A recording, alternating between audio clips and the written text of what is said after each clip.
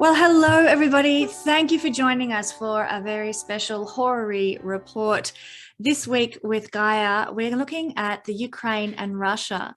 Now, before we jump into this with Gaia, hi, Gaia, welcome. Hi, Kesenya, everyone. Yes, we're not gonna throw here and there political judgments. It's not gonna be our business. No, we're just here to read the Horary chart. And speaking of Horary charts, if you haven't had a reading yet with Gaia to answer your most pressing questions, then jump over to the website, book a reading with Gaia now. You will not regret it because she sees things that go straight over my head, you know, and I've been practicing astrology for years. So we were just chatting before we began about being astrology obsessed. And I think that definitely describes us both, but particularly Gaia. So in the best possible way. So book your reading now and get the answers that you're looking for in your life. So we're going to look for a particular answer now. And what's the question that we have posed to the universe today, Gaia? I mean, the question that I asked was if there were war in Ukraine or Ukraine, as you want to say. And the answer has actually been delivered already to us, but the chart doesn't only show whether there is war, but it can show the players, the attitude, how this thing is, how much time this is going to last. So we are going to talk about the situation in a little bit of a more detailed way, not just kind of saying, oh yes, there will be conflict, because conflict is already there. And to start already with the chart, you see that there's Mars on the 10th house. So planets in the 10th house, planets on the heaven. Before you go on, Gaia, let me share the screen so that we can all see the chart. Okay, just a second. Thank you, people. All righty, there we go. Yeah, Mars in the 10th house, planets in the 10th house on the midheaven, they are up there, very visible. The midheaven is representing the place in the sky when the sun is most visible. The sun is higher in the sky. It's midday, like noon, sorry. Planets on the midheaven, they manifest, they are visible. And we have Mars and we have Venus. So planets can be interpreted in many different ways. Planets have many layers. They are multi-layered, and we can give multiple significations to a single planet. Mm-hmm. So Venus is not just the ruler of the first house, which would be Ukraine in this case. It's also something else. And Mars is not only ruler of Russia, it's also something else. So let's explain why I assigned Russia to the 7th house, because at the moment, Russia seems to be the declared public enemy of Ukraine. So the 7th house rules our partners, but also our enemies, open enemies. It's very fascinating. You could draw a lot of conclusions, a lot of interesting facts about the 7th house itself by just considering the fact that it rules both our friends and our foes, you know, both our friends, not friends in general, but our partners, people who are very close to us, with whom we have a one-on-one relationship, and also our enemies. But so Russia is the open enemy at the moment. So the 7th house rules enemies in war. So that's why Russian is there, 7th house. The USA, of course, it cannot be the 7th house because otherwise we have overlapping significations, and it's actually more fitting to use the 9th house here, in my opinion, because it's an overseas country compared to Ukraine, and also it's ruled by Saturn, and Saturn is appearing in the 11th house. The 11th house is the house of allies. Mm-hmm. So I would say, can I just clarify something? We're talking about enemies of Ukraine, not sort of enemies of us personally when we're looking at this. Yes. So the question is about Ukraine. So therefore Ukraine is the first house. That's what we would look at, because war against Ukraine is the question. And so the people opposing Ukraine are seen from the 7th. So just to make that clear. And I just wanted to make that clear, because I'm actually the West is actually the enemy in this case, in my opinion. But we're not going to talk politics. We're going to carry on. No, I have a lot of Aquarius energy in my chart, so I'm one of the more kind of neutral people in a sense that I really like to analyze things objectively. Yes. At least that's what I try to tell myself, because objectivity is a very complex thing and it's very hard to be objective. Although I've seen a lot of people with Aquarius moon, for example, I listen to them, to their interviews, and I really see the objectivity. So I believe that's something possible. Anyway, Mars and Venus in the 10th house, what do they represent? Which significations do they have? Well, Mars, let's start with Venus. Venus is bang on the midheaven. Okay, so Venus. Venus is, in general, the diplomacy. Venus is trying to negotiate, mediate. Venus is the one which makes the agreements. Venus is trying to bring people together. It's trying to patch things up. It's trying to be a peacemaker. That's what Venus represents here. And so we see the diplomacy and we see Mars. Mars is the opposite. Those two don't get along, not even if they are in a conjunction. They do not get along because they are two different energies. They are two polar opposites. One rules Aries, the other rules Libra. Those two, they have chemistry in relationships, in sexuality, but if they have to work on a project together, those two are making sparkles. And sparkles burn the paper where you have written or your information about the project. So, you know. Fair enough. Good analogy. Then you have to call the firefighters, which are ruled by Mars anyway. So he's already there. He makes the fire and then he extinguishes the fire himself. Anyway, that's Mars, you know. Okay, so Mars is the opposite. Mars is war, attacking. Mars is wanting to break things and people apart. Mars splits up. Mars is challenges. Mars is, I mean, while Venus is nice, polite, diplomatic, Mars is abrasive, harsh. Mars doesn't care. So we have bang on the midheaven, indicating that they are very visible, very out in the open. You can see them, the diplomacy and the need or want to fight. So someone wants to find a compromise, someone wants to find an agreement, someone else says, no, I just want to attack, I just want to fight, because that's what Mars does. Mars doesn't want to does not want to make a compromise, right? So who's stronger here? Well, Mars is exaltation. Mars is exalted, and also it has dignity by face, which is a minor dignity, but if you put exaltation and face together, it gives Mars this huge strength. So there's someone who is exalted, meaning that someone's hands are itching to attack. There's someone who's really wanting to attack, because when a planet is exalted, it can have, of course, many different interpretations depending on the context. But one of them is that you are overexcited. You are too eager to do something, right? So that's what Mars is wanting. Mars is very eager. And last video we made with Kesenya, we were talking about Mars itself, and we were talking about another topic, and we said we will have many planets in Aries. And we said, but you know, Aries is not that likely to kind of make the war. It's more either Capricorn or Scorpio. And look at that. Mars is still in Capricorn, and the conflict broke out when the planet was in Capricorn, because Capricorn is strategic, because Capricorn is interested in the hierarchy. Capricorn is not a sign Capricorn holds grudges like Scorpio. They have this in common, that they hold on to things for different reasons, but Capricorn is the past. And when you hold a grudge, or when you hold on to something, it means that you are grabbing to something that belongs to the past, that you're supposed to let it go, or that, you know, it's supposed to flow away like the river that goes and goes and flows, but you still keep grabbing onto that.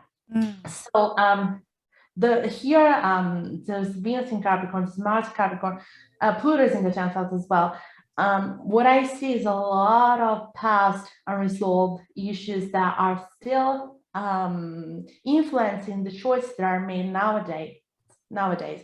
And you know, the Cold War happened in the past, but it feels like, it's my personal feeling, that the chart kind of confirms it. It feels that we are still in the Cold War, because the opposition between West and East, and particularly between Russia and USA, is still there. No matter what has happened, they are still fighting. They are still in an opposition in a way.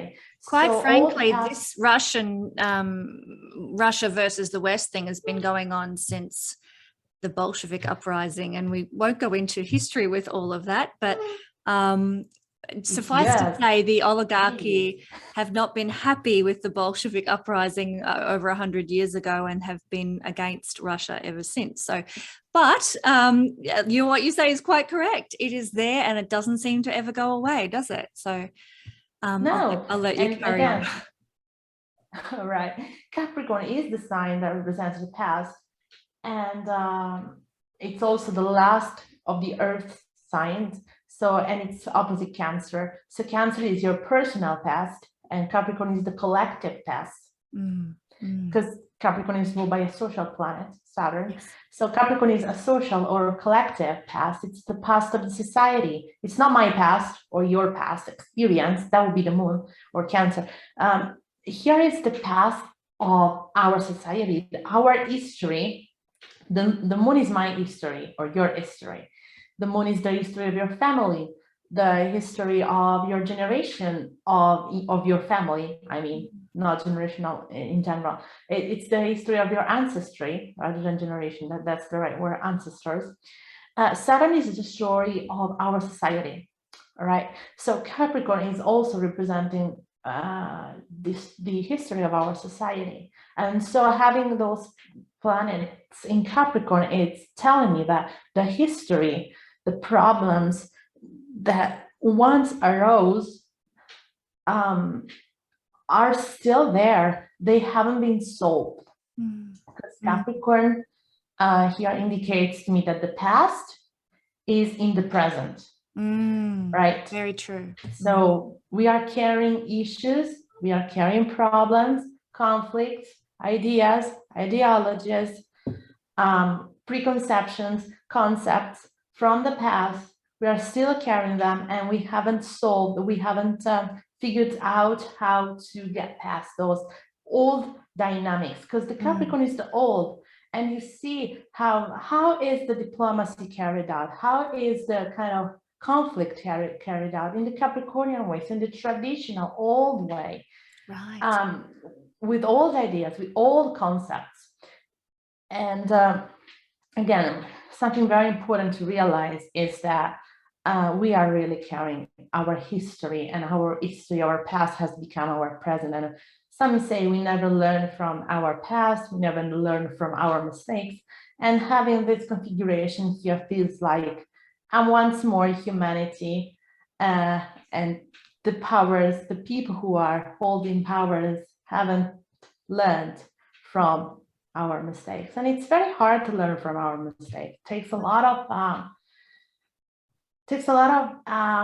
energy, and you need a lot of awareness to learn from your mistakes, and a lot of energy to leave an old representation of you behind, right? Yes. So it can be hurtful, and not many people actually learn from their mistakes. That's the truth, because it's painful, difficult, and the least of your work. Do you think that Taurus and Scorpio, being fixed signs, might indicate a stubbornness to learn from our mistakes again? Oh, absolutely. Absolutely. I mean, those are signs. They are fixed signs.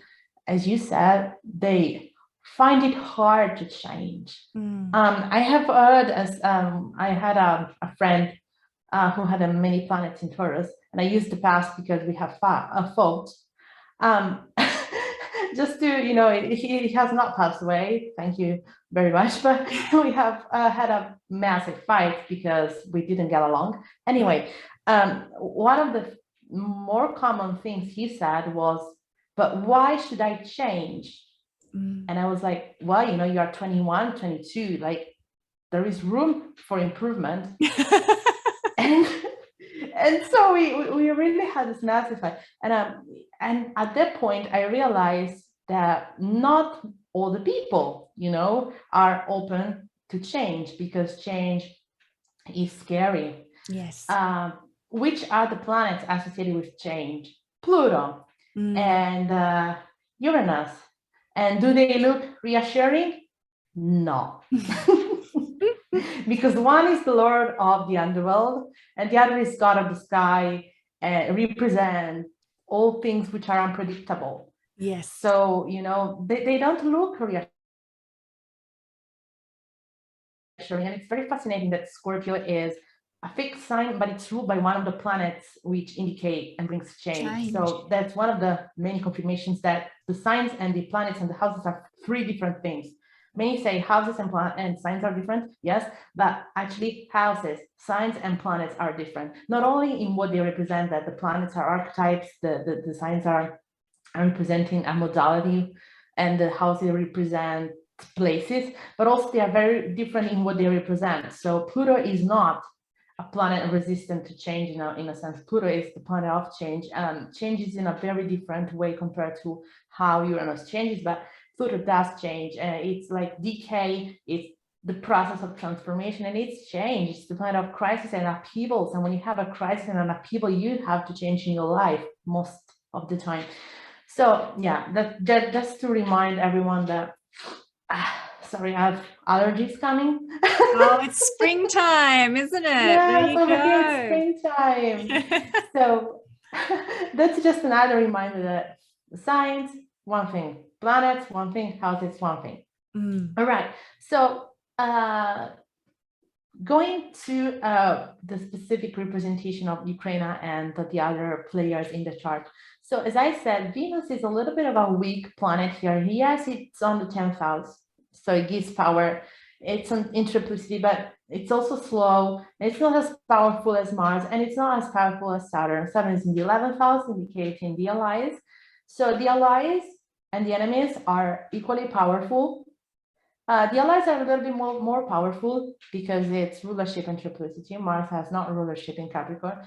Mars is actually in Capricorn ruled by Saturn. So I think that the allies of Ukraine may overrule or overrun, like override the enemy, okay? So I will use these words so, you know, Yes, to be absolutely neutral if possible. So the allies are stronger, because you can see that Mars is ruled by Saturn. So the allies are able to rule, to command, to control, to have the upper hand in the end on Mars, but also on Venus. So Venus is very much dependent on the allies, that's Saturn. So they are both ruled by the same planet, meaning that the leading player in this war game, which is scary, the leading player is actually able to do its own thing with both of them if need be, and in the end probably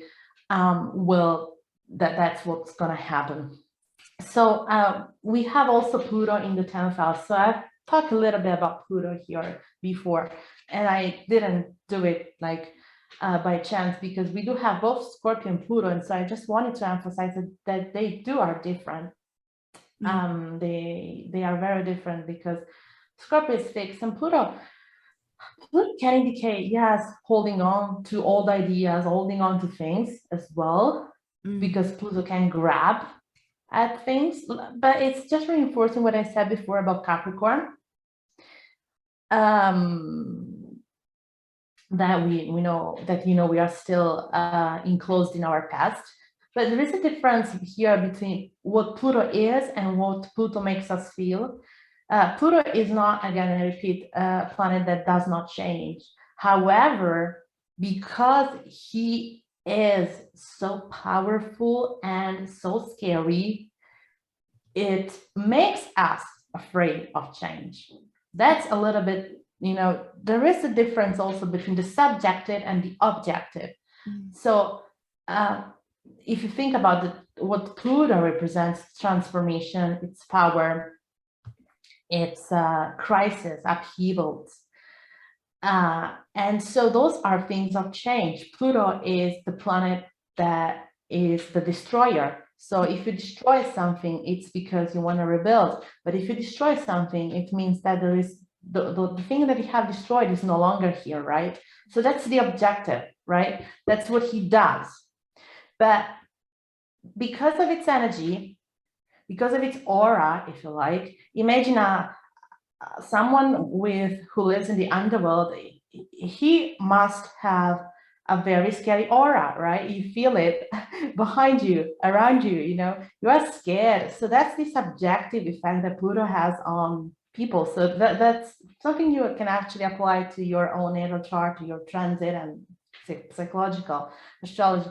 It makes you afraid of change because it makes you, it puts a fear that you are afraid to face.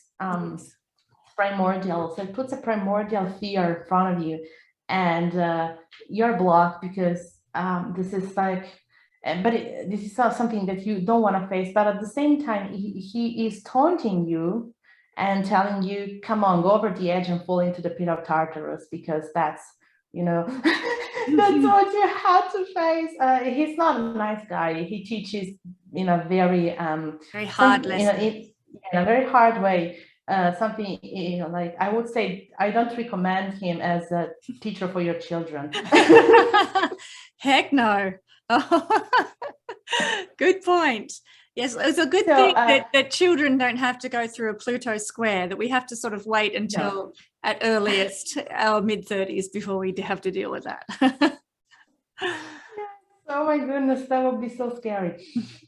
And although they might have Pluto with the experience, Pluto transits to personal points and planets in their early infancy. So that could be upsetting. Traumatic.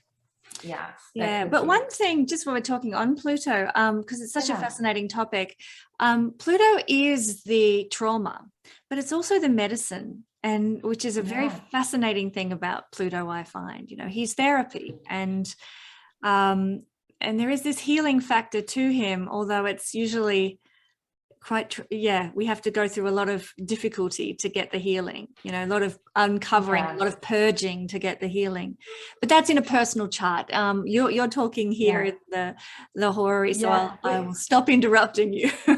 No, it's actually very fascinating. We can, if people are interested, we can have you and I discussions of the outer planet. So that maybe we can help people, you know, manage those crazy energies.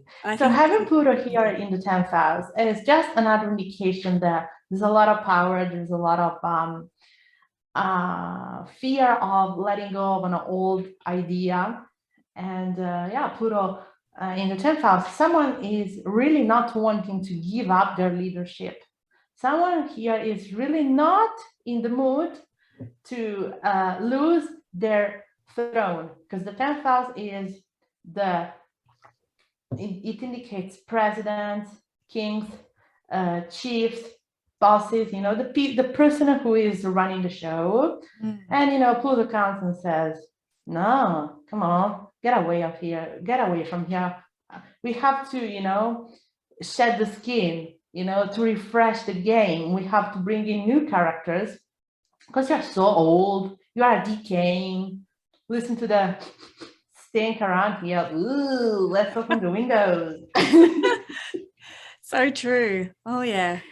But as the human beings, which are of course feeling the influence of the planets, there is a lot of, again, fear, and someone here does not want to lose their throne and their leadership. And I've seen that so much, you know, that as Pluto gets into the latter degrees of a sign, it will make those the people represented by that sign, and in Capricorn, the hierarchies, the governments, so power crazy at all costs. And we've seen that the last 2 years. And I think when we see Pluto move through Aquarius, the same thing will happen down the track when Pluto gets to the last few degrees, but it'll be with the technocrats, the Bill Gateses of the world, who want to, you know. Absolutely. Pluto in Taurus, the banking system. They're going to hang on for dear life and come hell or high water, no matter how crazy their power grab is. So it's, sorry, I've gone off on a tangent and interrupted you, but no, it's very interesting. And pertinent to what you're talking about when we're looking at mundane astrology in the world now. This is what's happening and why things have been as mad as they've been. And I'm seeing it in the chart of the Ukraine issue. Yeah, it's very important actually to point out what it is, because it helps understand why the planets act in a certain way. And so, because when a planet is the end of the sign, it's like, oh my God, I am at the end of my mission. So what's left? Let's take out the list. Okay, this done. This is to be done yet. So let's do it quick, fast, because I don't have much time. You know, my mission is about to finish. So quick, come on, let's do that. And Pluto does it in an obsessive manner. Because that's his nature, you know, obsessive, power, control, dominance, all those things get amplified in the latter degrees of the sign. Absolutely. Because he's got to finish the mission. That he started in 2008 in Capricorn. Oh, yeah. And I imagine like people, because Pluto is actually one of the gods associated with the earthquakes. There were Pluto and Neptune. Although nowadays they say Uranus, I don't know where this came from, but actually earthquakes are Pluto, because the earthquake, the earthquake doesn't originate in the sky where Uranus finds its domain, but the earthquake originates in the underground, of the earth. Yes. Where Pluto is. So imagine the ground opens with this huge hole, and the people are there in the latest degree. The hole is getting bigger, so big that the ground is no longer there. At one point, there will be no ground. It will be just a massive crater, a massive hole, and we will all fall deep down. What, in response to this Ukrainian crisis? I hope not. No, in general, like that's how Pluto works in general. Like the hole that Pluto opens grows bigger till the point where there's no ground anymore, because it's just a massive hole. And we can fall or fly. You know, we have two options: either we fall or we fly. But to fly, you need to have the wings. So, you know, you can use your imagination here. Like, what do you need to have the wings? There's all the symbology behind the wings as well. But some people have the wings and they will fly. Some other people, they will just fall into the hole because they don't have the wings, you know? And it's proving to be a very defining period, isn't it, between those who've got wings and those who don't, I suppose. I like this metaphor because there is poetry and fascination with the wings itself. So you better grow your own wings. And my advice is not to call Daedalus, because he made kind of a mistake with the wings as well. So build your own wings. Yes, build your own wings, but don't be like, what was that, the name of that the god who flew too close? Yes, too close to the sun. That's right. So that's a very fitting thing, because the many times power does not have wings. Power is associated with the earth, right? So it's grounded in a way, it's rooted, and so it's very hard for power to uplift itself. Yes. That's one of the many reasons why we always see the same mistakes repeated. So I'm not gonna, there's not much we can really say about the issue, other than just looking a little bit how the last thing that I want to look at here is how this thing gonna play out in the near future. So to look at that, my idea was, and still is, and I stick to my original assessment, to look at what Venus and Mars are doing. So they have met in a conjunction by the way, original conjunction, because Mars was applying to Venus, very unusual. So Mars has come to Venus. So the enemy has come to Ukraine, right? Yes. They will meet in Aquarius next time. I've looked at the dates yesterday, 28th of March. They will meet in the exact conjunction, but they are going to travel very near one to the other. They are not gonna break the aspect. The aspect is gonna go on. However, on the 28th of March, the conjunction will be partile, meaning exact. But remember, they do not, break apart. I think it's the 28th of March, but I'm not sure, because it feels I think it so might far, be, I think it's sooner than that. And we can double check. The 28th of March is when one of the planets conjunct Saturn, because that's what I've looked at. I've looked at when they meet again and when they meet Saturn, because Saturn is important. Well, they're all going to be together at 27 degrees of Capricorn with Pluto, the three of them. Yes, at the new that's the moon. first. Yes. Yeah, that's the first, actually. So first, we meet with the crisis, the point of the fall, basically. So at that point, some resistance may fall because Pluto destroys. So there can be some fall here. Someone either withdraws or just, we have no strength left to fight. It doesn't mean that it has to be one of those powers, but it could be a minor force, a minor combatant that, can't go on. And because, as you said, it's a new moon, so it's like exhaustion and new beginning, right? Yeah. So that's something to keep in mind. Let's talk a little bit about the Aquarius in general, because those two will move into Aquarius. So what does this entail? So what does it mean? Like, what does change? Because Aquarius and Capricorn are not the same energies, right? No, very different. Yeah. So Aquarius is, by the way, if I'm talking a little bit more slowly, which maybe someone is happy because I do tend to talk very fast, is because I'm, the meantime, checking the aspects. So I'm really multitasking here. Anyway. Bravo. Sure. Yeah, I hope I will not make too many mistakes in English, because that's not my mother tongue. But anyway, let's talk about a little bit about Aquarius, okay? So Aquarius is the energy of freedom. It's the energy of, how do you say that? Liberation. Self-determination. Yes. Like there is a word, a very fancy word, which at the moment is not coming.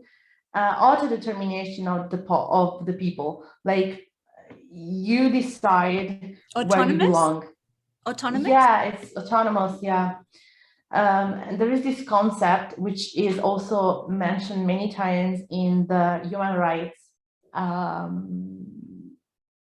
treaties and agreements and those things. They talk about this right for the people to affirm themselves. And Aquarius is the great sign, a great sign for that. Like, people, they want to decide where they belong to. I want to decide if I want to stay here or go there. I want to be able to decide where I belong to and who I am. So to use an example, it's, for example, the right that indigenous people have to decide whether they wanted to belong to the indigenous community or not, right? So, like, the communities of America, USA, and they can decide whether they want to belong to their community or to get out of their community of native people and get to what you would call the state organized. I don't know how to call it, but I guess everyone has understood. Non-hierarchical, grassroots, is this what you're meaning, where it's bottom-up politics rather than top-down politics? These are all very Aquarian ideas. Yeah. Sort of anarchism is probably the only political concept that fits within the ideology of Aquarius energy, where there is no governance by a hierarchy. Are these the kind of things that you're trying to articulate there? Yeah, I'm trying to say that, and also this right, which is protected by the human rights agreements, and it's the right for people to decide who they are and where they belong to. Yeah. And this is going to be very much prominent now when the shift happens to Aquarius. And I would also remark that Aquarius is also the revolution and the rebellion. So we rebel and against something. Yes, of course. So the conjunction happens. The rebelling in this chart then? Yeah, I see the rebellion.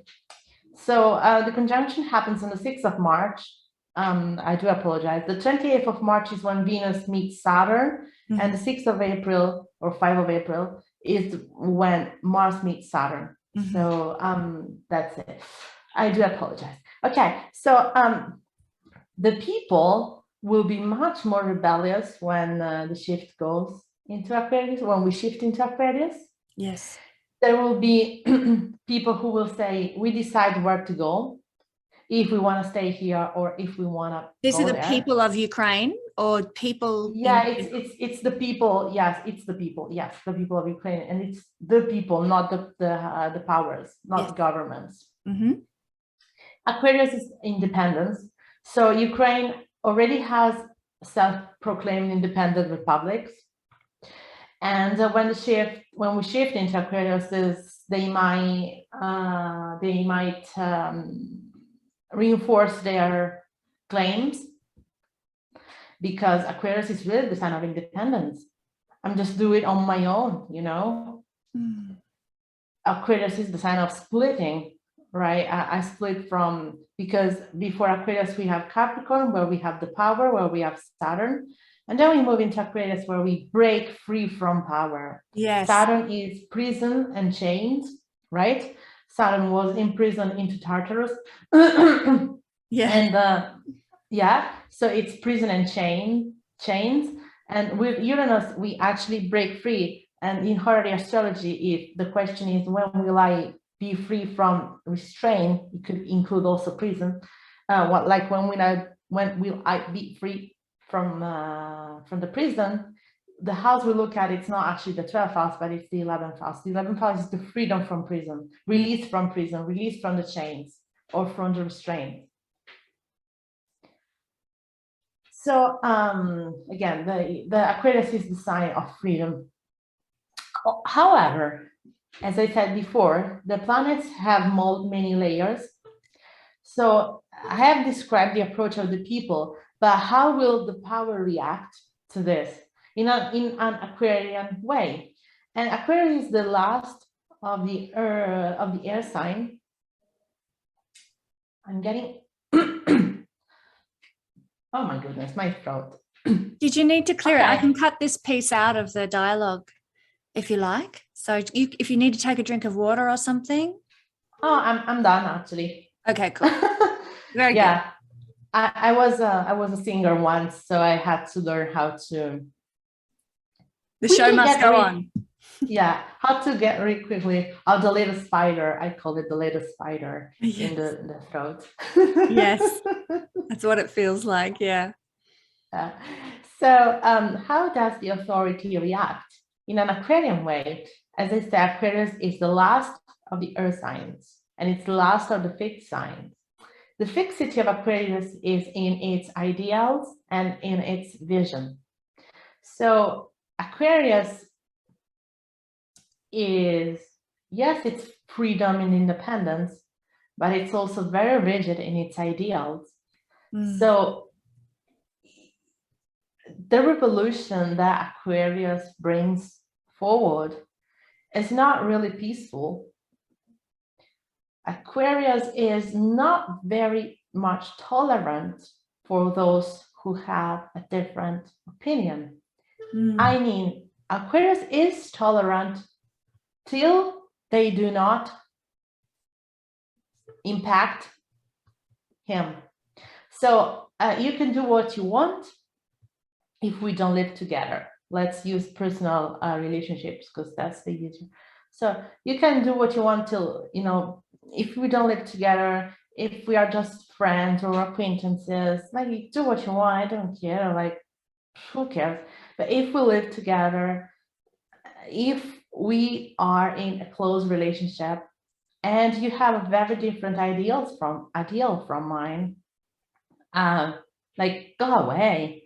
Because I have a lot of Aquarius, I do have Mars as well. And I am okay with people having their own ideas, but if I have to live together with someone who has completely opposite ideas from mine on the political and social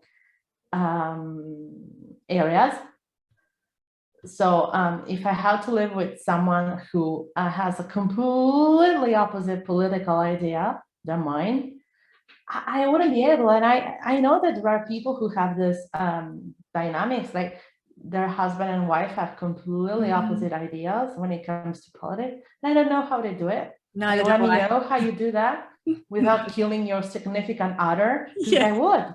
Like I'm just imagining the other person sitting on a TV and applauding someone whom I would spit at, and I'm like, I can't do that.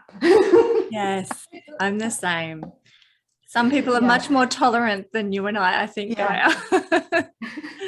Absolutely. Tolerance is not really my forte, especially again, if it kind of touches me personally. And that's actually how the Aquarius works.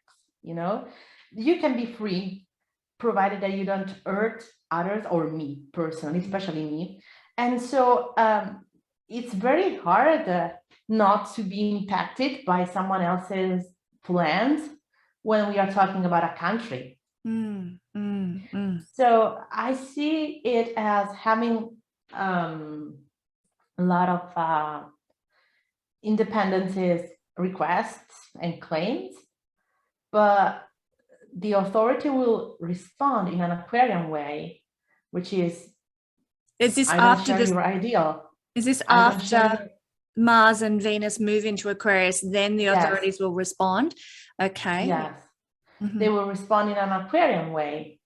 Now they are responding in a Capricornian way. That's by saying, we do what we have always done, right? We take the old protocol, we open it, and we do as we have always done, like, right? In Aquarius, they will respond in an Aquarian way, and it's like, yeah, right, okay, maybe they even consider the claims, like they look at it, they sit down to discuss, because Aquarius can do that. But the thing is that Aquarius is the sign of the vision, and so if their claims do not correspond to the vision that the powers have, they're not going to accept it. Because, you know, Aquarius as a sign can be very fixated on its vision. Yes. Uranus, as a god, wasn't really a nice guy. I mean, no god was really nice. No. Mythology is full of gore and nasty things. But at one point, Uranus doesn't like the creatures that Gaia produces. And that Gaia is not me, by the way. I am not that Gaia. I am not that old. You didn't procreate with Uranus? No, although we have a very tight relationship, but we didn't, you know, co-create together. Yeah, the So goddess what- Gaia, yeah, and yeah. she hid her offspring away because, didn't she? At one point, was that No, that was the wife of Saturn right? or Right. Uranus.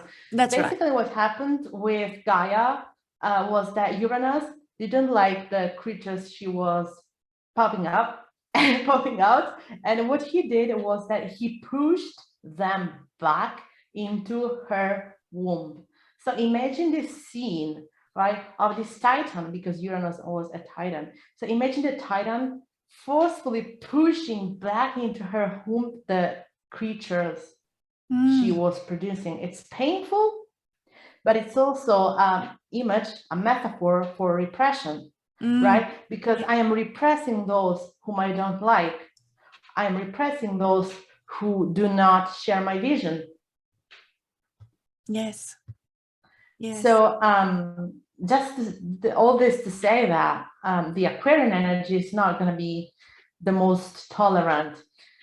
So also the journey for Aquarius is like a journey through a very complex labyrinth, because we meet Uranus in a square, then we move on and we meet Saturn in a conjunction, then we move on and we meet the nodes in a square.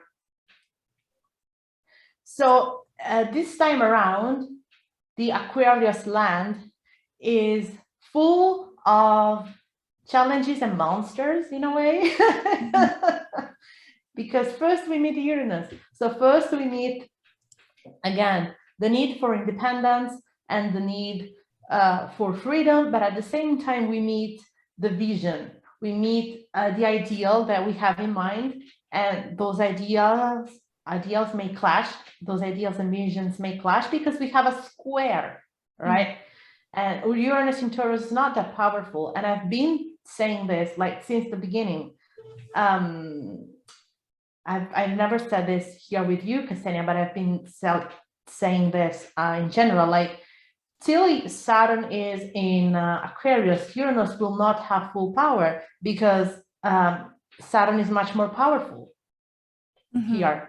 Uranus in Taurus is not that powerful. Either whether or not you use the sign of full for Uranus in Taurus doesn't really matter, but those two have completely different natures. So having a planet in having Uranus in Taurus, it's as if he is castrated, not in the way that Saturn castrated him, but in a way of like, they have removed all its tools. It's just, he's barely making it, he's barely making the end of the mouth, so to say. Yes. Yes. He's bringing changes into the Taurus related areas. I have seen a lot of changes in the food industry, for example. Like 2 years ago, when Uranus entered Taurus, the European Union authorized the selling of insects as food. And for Europe, like eating insects is something very unusual. Like,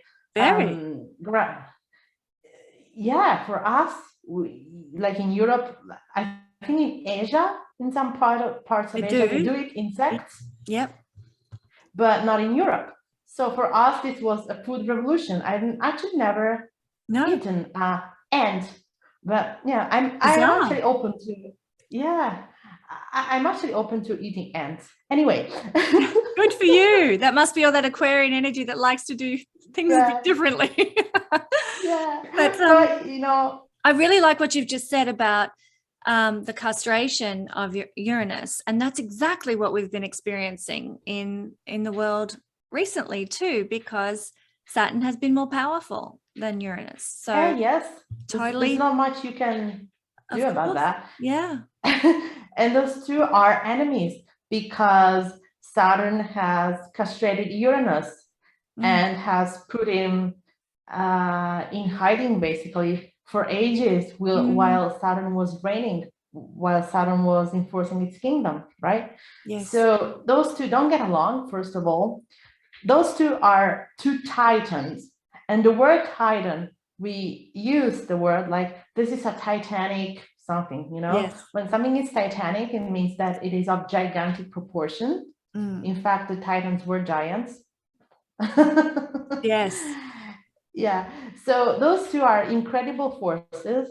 They do not get along. At this moment, Saturn is much more powerful. So till Saturn is in Aquarius, we can't really expect the world to be turned upside down, because Saturn is much more powerful. Now, going back to our transit through the rocky beach of Aquarius, Yes. we first meet Uranus. Then we move on Saturn. Ouch. That's gonna be again another. Sorry, we first moment. meet Pluto. Is that what you meant? Yeah. Yes. Sorry, you Pluto said in Uranus. Capricorn. Yeah, we just want to clarify. Pluto in Capricorn. Mm-hmm. Then we move on. We meet Uranus in a square. So a fight. Right. I want to break free, but I can't. Right. Move on. I meet at the end of March, beginning of April, Saturn. So Saturn, again, it's like the power, but also it's very likely that the end of March, beginning of April, some decision is made, because Saturn is the planet which is associated with ruling, like ruling something, meaning that I put a rule to something, I discipline something, I make a law, I create a law, or I create something to regulate. Yes. So when we meet Saturn, we trigger the energy of regulation, of law, or even because Saturn is not only the law, but it's also the court. Maybe we can also see some judges or some courts issuing a decision or something like that, a decision which is ruling something, a decision which is forcing someone to make something, right? To discipline, issuing some sanctions, some punishments. Because that's what Saturn does. Saturn punishes you. Then we move on, and we reach the nodes. We reach the square with the nodes. And with this, I leave to Kesenya the stage, because she's the expert on the node. So what would you say about when we reach the square with the node, and we create a T-square, of course, because the two nodes are in opposition. And the nodes are always the past and the future, and you talked about this being a fight, if you like, that has been going on for years. It's something from the past that is really playing out here. It's not a fresh, brand new squabble amongst the kids in the playground who run this joint. And so there is going to be, like, whenever there's a square, as you know, it's tense. It's an obstacle that needs to be overcome. And so my interpretation would be that South Node square, if we're going to move forward into the future, we've got to deal with the shit from the past. And so it could actually be another step in bringing up the shit from the past in order to resolve things and move forward. But I see that the sun in this chart is actually within orb of the nodes and creating a skip step, and a sun skip step is kings and power figures who have thwarted us. When I see a sun skip step in a chart of a natal chart, it tells me that this person in a past life, because the South Node and the North Node is connected to past lives and future, I see that there's an issue of a power figure who has usurped somebody's own power. We've given our power away to somebody else. So I find this a bit concerning, to be honest, in this chart, to see a sun skip step in the 11th house, the house of the masses. To me, I would say we need to be very careful not to be giving our power away and then resenting that, because that's one of the projections of a sun skip step in a natal chart, is having a resentment towards who we've given our power away to, our vitality away to, our life force energy away to. So I would suggest that we be very careful as a mass of people on the earth not to give our power away in this instance. But I don't know, the propaganda machine's pretty big, so I don't know. We'll see, won't we? What else do you see in terms of timing? Again, as I said, in terms of timing, that's, I feel like we're gonna see developments by the first week of April, and when Saturn is triggered. And honestly, about this chart, I just remarked that the last thing that I want to remark about this chart is that both Mars and Venus are opposite the fourth house cusp. Yes, of course, but this indicates to me that the matter, because the fourth house can also indicate which is the heart of the matter, which is the root, the cause of the issue. And because it's the fourth house indicates the territory. So it's all about the territory. That's the heart. So people want ownership of the territory. What about the moon in this chart, Gaia? The moon is in Virgo. Yes, and it's trining. It's quite a tight trine too. So it's trining both of them. Yeah. Meaning that it's giving them both energy, meaning that it's giving them both importance in a way. Yes. The moon is protectionism as well, and guardianship. Yeah. So what does that then symbolize? None of those planets actually has any space for the moon, because in Capricorn, moon is in detriment. So there's no space for the moon, because if a planet is in detriment, it has no energy. So there's no space for the moon. So if we use the moon as the people, we see that there's no concern for the common people, unfortunately. They don't care. No, that's obvious, isn't it? By the way.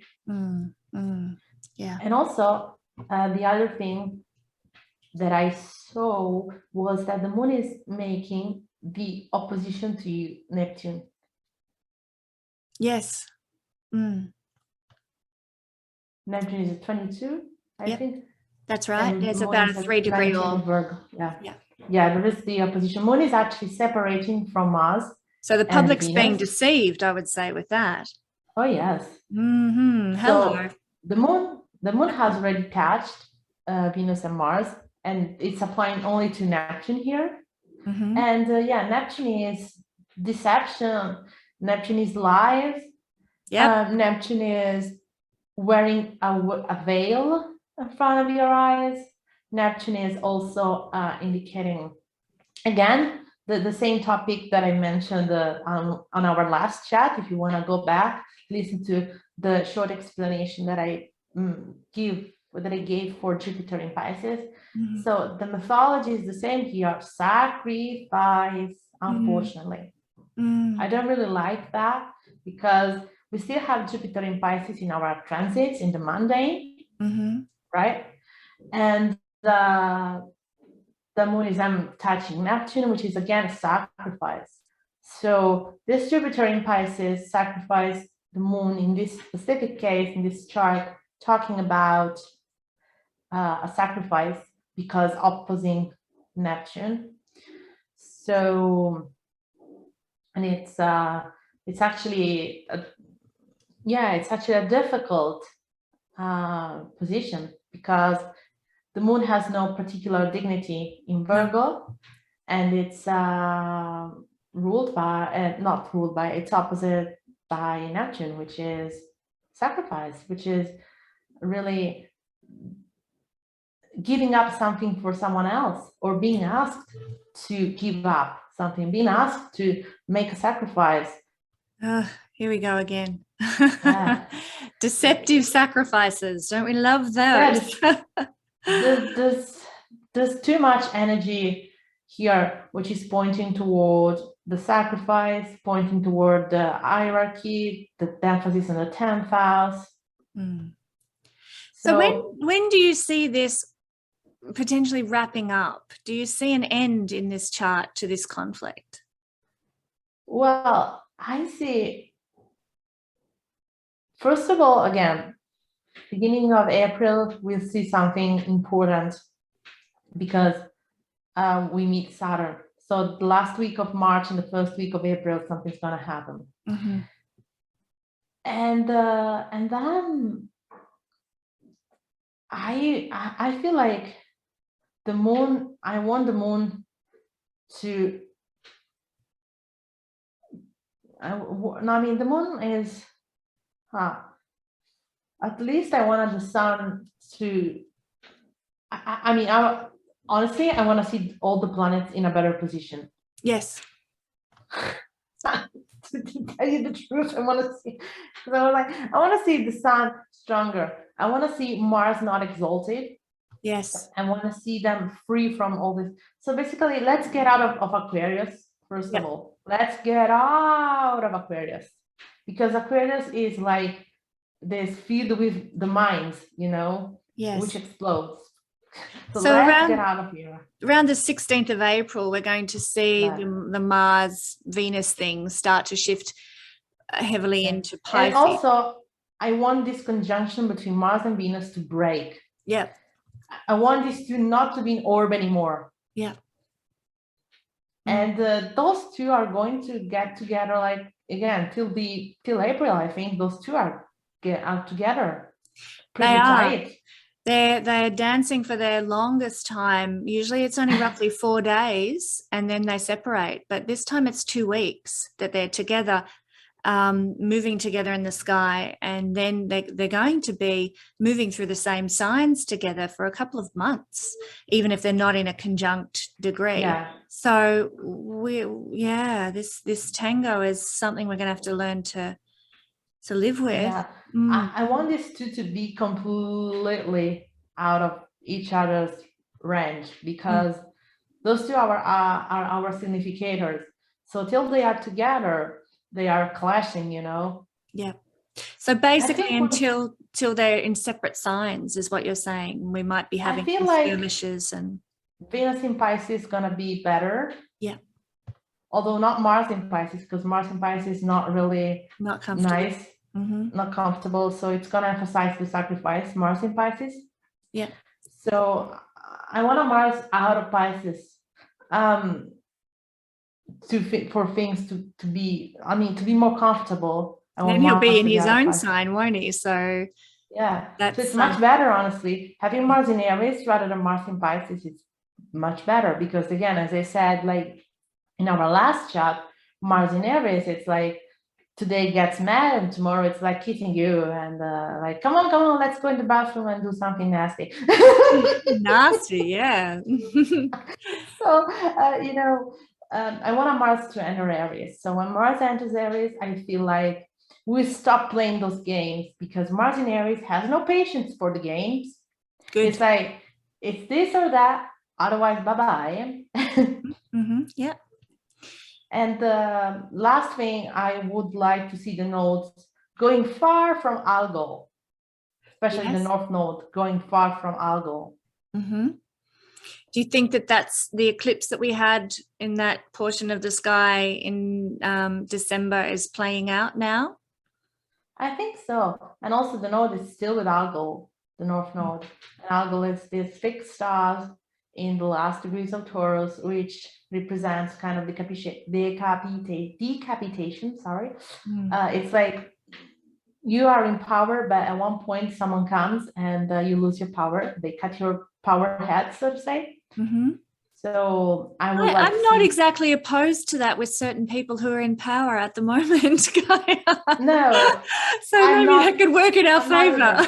But it could also work like that the karma that is brought up is very strong. Here it's bringing up a lot of strong karma.